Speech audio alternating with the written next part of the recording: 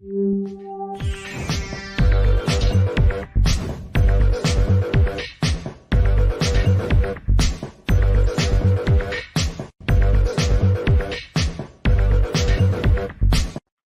everybody, welcome to the show. You know where you are, the 9 at 9 with me, Tigo. And if you're watching right now, you know what's about to happen. Mras is here. Who knows where we're going to go with this? But she's talking about resiliency. In all the interviews I've done, we've never touched that topic. And I have a feeling when we get done, it's going to be amazing. So sit right there. You heard me. Michelle Mras is here. I got my notebook. Get yours because it's about to be on. Sit right there. We'll be right back.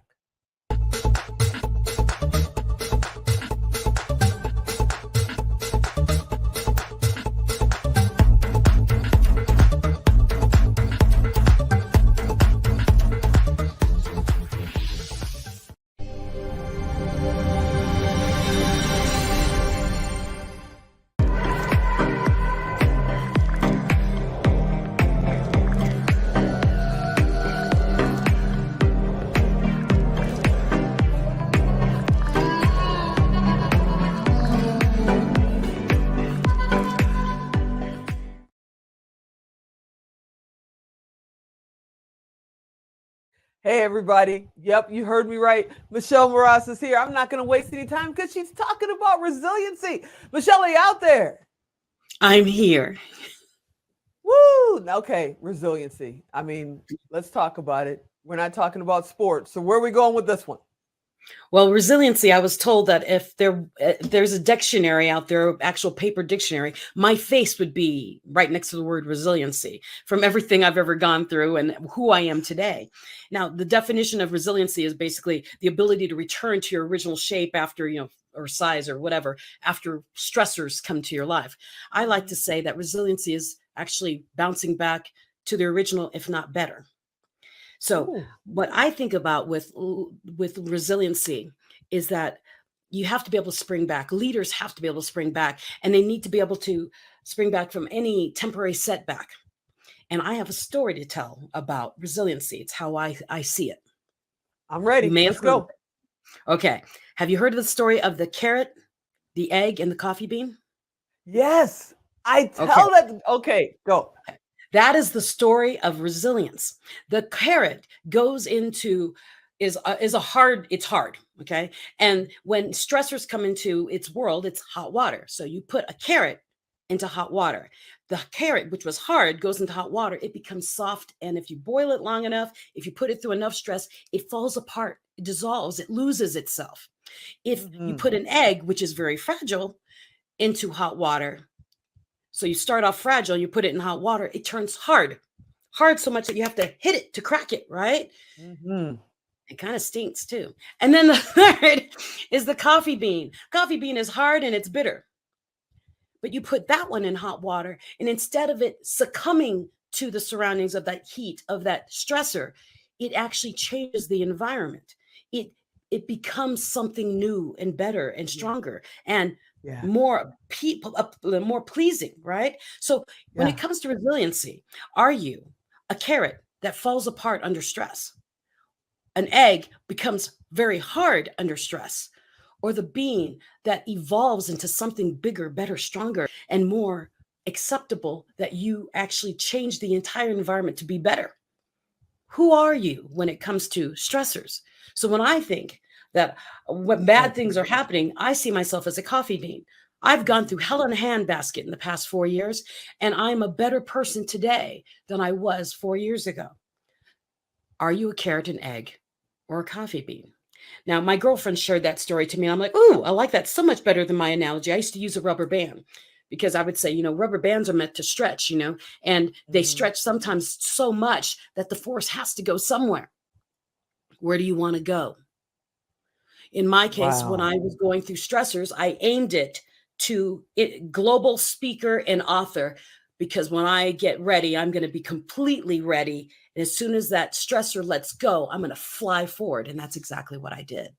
So what do you do when you hit stress? Hot water. You may be tough now. How do you react under stress? You may be See, I fragile. believe that most people don't know their carrots, and there's a lot No. of carrots out there that just fall apart in the stress. But Yeah. I also I agree or disagree. You don't have to stay where you are. If you're a carrot right now, you can actually become a coffee bean. You just have Yes. to work at it, correct? Yes. It's all a mindset. So many people are so rigid about how they are. I'm this way and I'm this way. And then bad things happen. They do, oh God, I don't want to do this anymore. No, say, I'm going to be a freaking coffee bean. Okay. I'm going to make all this coffee. I'm going to make this water, this environment.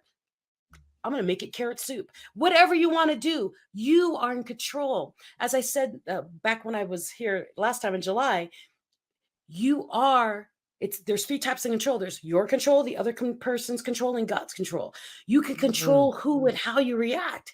And um, I choose to come out stronger, better, stronger, faster, like the $6 million man. Now, there's a quote by Maya Angelou I love to mention about when I talk about resilience is, my mission in life is not merely to survive, but to thrive and to do so with some passion, some compassion, some humor, and some style.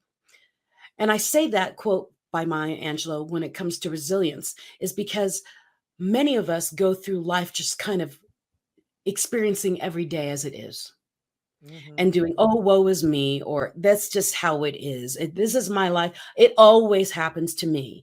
What I say that quote for is because it's a choice to live your life bouncing back up from every fall. Now, as as humans, we are meant to fall. We fall down as children, as we're learning to crawl, as we learn to walk, as we learn to stand up, whatever. We fall and we get back up. What we need to do is embrace our toddler mindset when it comes to resiliency. We must learn that it's okay to fall because that's how humans learn. It's okay to fall as long as we get up and learn the lesson of how we fell in the first place. You want to I thrive. totally agree with that, but I got to ask you something because this has been bugging me for years now. When I Sure. was a kid, you fell down. You maybe got a boo boo on your knee. You may have bumped your arm or something, but it taught you something. You're right. It made you a stronger person. You knew how to ride that bike or those skates. Now they put pads on everything so they don't feel any of it. And then I'm running now, those people that, the initial generation that went through the padded childhood are now adults now. And as soon as they hit any kind of stress, any kind of boiling hot water, they're literally falling apart because they were always in this padded bubble. How do we get people out of that mindset that you're not wrapped around Teflon or something? It's like, this is life. You're right. You gotta, hit it and bounce off of it and then get up and go again. How do we get people to see it when their whole life, little kids do a race, everybody's number one. Their whole life they've been padded and protected. And then all of a sudden they graduate high school or college and the parents go, okay, now it's your turn. And they go, huh? What do you want me to do? How do you get them out of that? Oh my God, what do I do now? Look. That's why I talk. That's why I do keynote talks, is because they're not going to learn it until it's too late. I mean, they have Mm. to, by sharing stories of resiliency, and my book, Hold My Crown, Women of Grit Share Stories of Resiliency, those kind of things, if they get exposed by seeing other people fall and get back up, because my hope is when they actually do fall and don't have pads as adults or young adults, they do, wait a minute, I've seen this. So and so, I read a book or I heard a podcast. So and so, they fell and they got up. So I know it can be done because they didn't experience pain. So they need to be able to recognize when other people have experienced pain and it's the same, that they can learn from it. As a storyteller, I say we are now the cave paintings of the future because Ooh. they don't have it. They, like you said, they're padded. They're.